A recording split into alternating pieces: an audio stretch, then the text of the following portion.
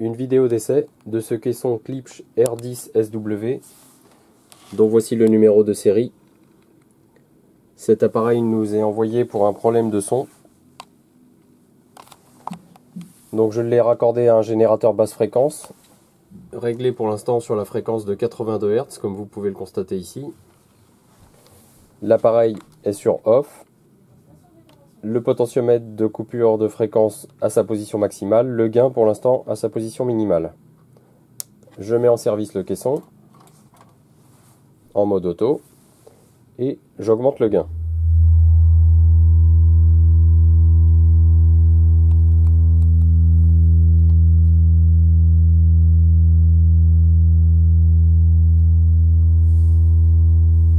Donc, comme vous pouvez l'entendre à 80 Hz, il n'y a aucun souci. Je vais descendre maintenant à une fréquence très basse, donc j'attends que mon générateur se stabilise à 8 Hz, ce qui va permettre de contrôler le débattement du boomer.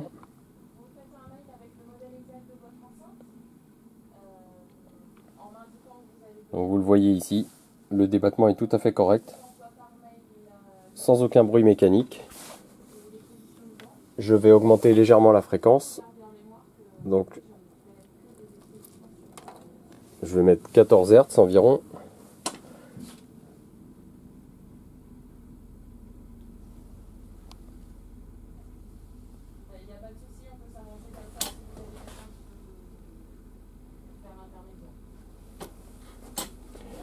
Et comme vous pouvez le constater, le débattement du haut-parleur est tout à fait correct, il n'y a pas de frottement mécanique, aucun bruit, aucun problème d'amplification.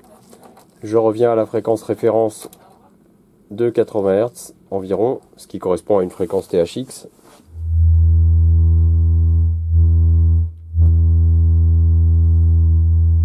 Le réglage de la fréquence de coupure fonctionne parfaitement bien.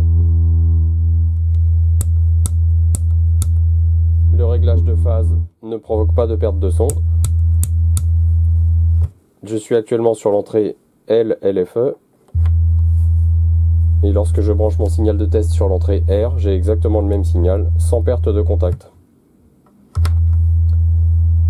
Je ne constate donc aucun dysfonctionnement de ce caisson. Je vais demander au client de contrôler la sortie de son ampli et, si possible, de remplacer le câble de modulation qui relie la sortie subwoofer de l'ampli à l'entrée ou les entrées de ce module.